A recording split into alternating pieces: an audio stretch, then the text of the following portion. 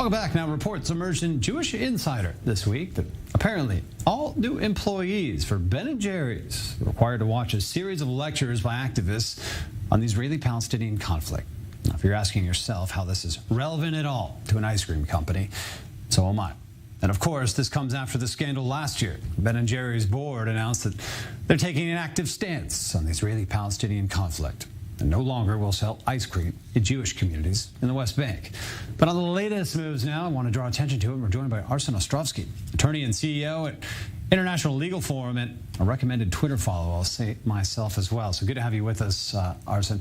New employees watching videos on racism in the United States and the Israeli-Palestinian conflict, basically perpetuating this, what I see as a disastrous and misconceived intersectionality, that Black America's plight is the same as the Palestinians. What's going on in the boardroom at Ben & Jerry's?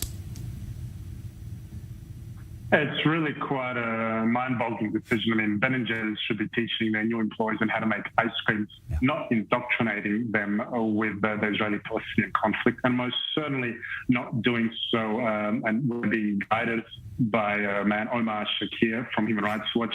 This is the same Mr. Shakir who was essentially expelled from Israel a number of years ago for BDS activities. He's also the same one that was advising Ben & Jerry's a number of years ago in terms of, more recently actually, in terms of advocating for the very boycott which they are participating in now. So really this is not a person you want to be lecturing on the Israeli-Palestinian conflict, let alone this shouldn't really be an issue that's coming up at all for discussion for employees of an ice cream company. That is their core. Yeah.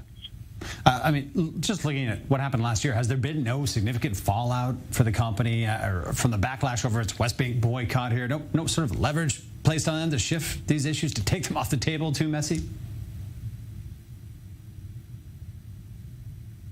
Look, it's certainly messy. You know, ice cream's a messy business, but certainly when you engage in boycotts, when you take this social policy of theirs to the nth degree, it certainly becomes a messy business. It creates a lot of headaches, certainly for the parent company, for Unilever, as you mentioned in your introduction, with the latest lawsuit as well, and you know these legal cases and lawsuits really just piling up. So it's really, I think, posing a lot of questions to Unilever now, the parent company, in terms of what they do with this, with this Ben & Jerry's business and what actions they can take in response.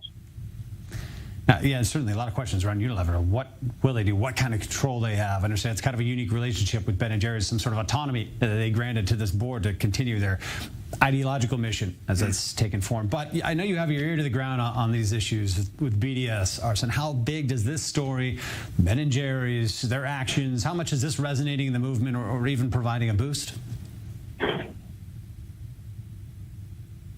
Look, there's certainly, you know, all these issues are really adding on. You know, you have, I think this is now the third or the fourth lawsuit that's come to light. The most recent one is the class action by a Michigan pension fund. And the interesting thing with this particular case is the fact that they are alleging that the decision to engage in this boycott is something that was concealed from shareholders, and in specific, they make a reference to the fact that what specifically was concealed from them is the fact that of the possible repercussions in the United States if a company does engage in BDS activities, and we've seen that already from, I think, 7 or 8 states now across the United States that have divested from Unilever pension funds. I think almost $1 billion already. Yeah. We've seen 20%, I think, of the share price wiped down.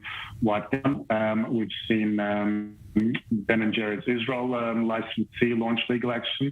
And one of the first legal actions which our organization was involved in initiating on behalf of actually Palestinian claimants who initiated proceedings in the United States, alleging that it's really Palestinians that are being discriminated against, and that the fact that, you know, some of these companies, you know, like Ben & Jerry's, they sit in the comfort of their homes in Vermont or New York and talk about Palestinian rights, but it's ultimately only creating more enmity and hatred and bringing sides apart. So really a lot of questions for Unilever to determine moving forward.